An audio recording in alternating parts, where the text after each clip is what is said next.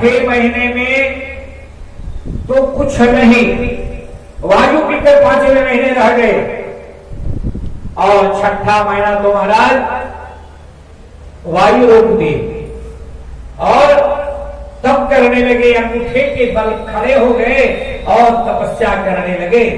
इधर नारायण को तो चिंता नहीं हुई, बहुत देर से द्रवीभूत होते सतोगुणी देवता है नारायण, बड़ी परीक्षा लेते हैं तो भगवान।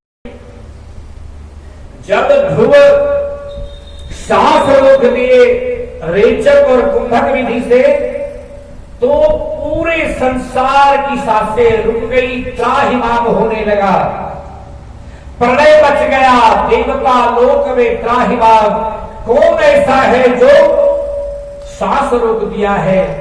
चारों तरफ से प्रलय मच गया महाराज। अब सभी देवता भगवान विष्णु से प्रार्थना करते हैं, नारायण दर्शन दीजिए और तुरंत जो है, नहीं तो प्रलय हो जाएगा, सभी जीव समाप्त हो जाएंगे। और तुरंत भगवान शंख चक्र गदा पद्म लेकर ध्रुव जी महाराज के पास प्रकट होते हैं। अब ध्रुव जी महाराज नेत्र नहीं खोल रहे हैं, भय है, पता नहीं हम कैसे हैं, क्या है नहीं है। लेकिन भगवान जो ही अपना शंख उनके दाहिने कपोल में स्पर्श कराते हैं, जो है ध्रुव की दृष्टि खुल जाती है। देखते हैं क्या, शंख चक्र गदा पद्मधारी भगवान नारायण हमारे सामने प्रकट है। बोल गोविंद भगवान की, श्री हरि भगवान की, ध्रुव जी महाराज की। ध्रुव जी जैसे ही वो 8 वर्ष का बालक जिसे ज्ञान भी नहीं था, लेकिन आज जो ही भगवान शंख स्पर्श कराते हैं, ज्ञानी बन जाते हैं और योंतः प्रविश्यमाम विचाम प्रसुप्ताम श्लोक में भगवान से प्रार्थना करने लगते हैं।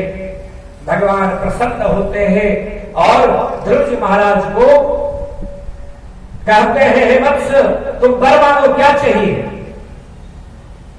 ध्रुव जी महाराज को कामना है राज्य की। भगवान अंतरात्मा से जान गए, बोले प्रभु आपका दर्शन हुआ और मुझे कुछ नहीं चाहिए, बस आप दर्शन देते रहे प्रभु, इससे बढ़कर कोई धन नहीं है, आप साक्षात प्रकट है, इससे बढ़कर और कोई नहीं हो सकता। भगवान कहते नहीं, तुम जाओ घर वापस जाओ और 36,000 वर्षों तक मनवांछित राज्य, एक छत्र राज्य करो। 36,000 वर्ष तक राज्य करने के बाद तुम्हें सबसे ऊपर अटल लोक, ध्रुव लोक दिया जाएगा। सबसे ऊपर तुम एक जगह उपस्थित रहेगा, जिस सिंहासन के लिए तुम प्रयास कर रहा था। महाराज ऐसा कहा जाता है, जिसकी मृत्यु निकट हो उसे ध्रुव तारा नहीं दिखती है। ऐसा कहा जाता है कि ध्रुव तारा नहीं दिख रहा है, इसका मतलब है कि 6 महीने के अंदर ये समाप्त हो जाएगा, ऐसा कहा जाता है। तो ध्रुव जी महाराज घर वापस आए। इधर पिता ग्लानि से पता चला ध्रुव को वरदान मिला है, और तुरंत जैसे ही ध्रुव जी महाराज वापस आते हैं, पिताजी पैर पकड़ना चाहते हैं कि अटल लक्ष्य प्राप्त करके आया है, लेकिन ध्रुव जी महाराज जाकर उत्तानपाद का पैर पकड़ते हैं, पिताजी को प्रणाम करते हैं कि आपके आशीर्वाद से ये सब प्राप्त हुआ है। और जैसे ही ध्रुव जी महाराज जाते हैं, पिताजी अपना पगड़ी उतार करके ध्रुव जी महाराज को प्रदान कर देते हैं और तपस्या के लिए जंगल चले जाते हैं।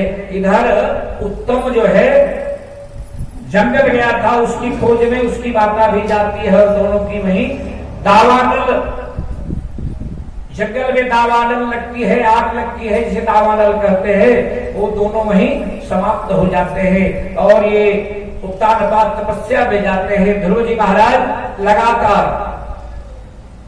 36,000 वर्ष तक एक छत्र राज्य करते हैं, और अंत में भगवान के लोक को, अटल लक्ष्य को पाते हैं, जिसे हम ध्रुवतारा के नाम से जानते हैं, अटल पद को प्राप्त करते हैं। बोले ध्रुव जी महाराज की। इस तरह जो भक्त है, भगवान कहते हैं मैं भक्ताधीन हूं, भक्त के लिए सर्वस्व न्यौछावर करता हूं। भगवान से पूछा गया प्रभु आप कहां रहते हैं, तो भगवान ने क्या कहा, नयहं वसामि वैकुंठे योगिनां हृदयेन च मद्भक्ता यत्र गायन्ते तत्र तिष्ठामि नारद। हे नारद, मैं वैकुंठ लोक में नहीं निवास करता, नयहं वसामि वैकुंठे योगिनां हृदयेन च, और योगियों के हृदय में भी मैं निवास नहीं करता। बोले तब प्रभु आप कहाँ निवास करते हैं? बोले मद्भक्ता यत्र गायन्ते तत्र तिष्ठामि नारद। मेरे भक्त मुझे कातर स्वर से, भक्त अपने हृदय से जहां पुकारते हैं मैं वहीं उपस्थित हो जाता हूं, मैं भक्त के हृदय में निवास करता हूं। बोले भक्त वत्सल भगवान की जय, श्रीमद् भागवत भगवान की जय। आइए एक संकीर्तन भगवान के नाम का, न जाने कौन से गुण पे भगवान रीझ जाते हैं। किसी के रूप सौंदर्य माधुर्य से नहीं रीझते, किसी के धन संपत्ति से भगवान नहीं रीझते। आप देखेंगे पत्रम पुष्पम फलम तोयम यो में भक्त्या प्रयक्षति। भगवान पत्र, पुष्प, फल और जल से प्रसन्न हो जाते हैं। ये भी संभव नहीं हो तो मानसिक रूप से आप जो समर्पण करते हैं, पितामह जी ने क्या समर्पण किया? ये अपना प्रेम समर्पण कर दिया गोविंद को। जब शरीर त्याग रहे थे, बोले मेरे पास तो कुछ नहीं है देने को, क्या दे आपको? बस अपना मन समर्पित कर दिए कि अनुराग मेरा बना रहे, भक्ति मेरी बनी रहे। हे प्रभु आप यही मुझे वरदान दे, आशीर्वाद दे। तो भगवान भक्त के हृदय में विराजते हैं। न जाने कौन से गुण पर दया निधि रीझ जाते हैं।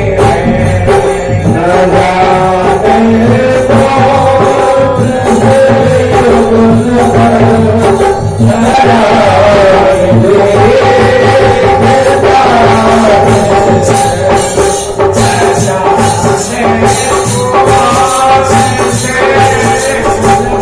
हैं।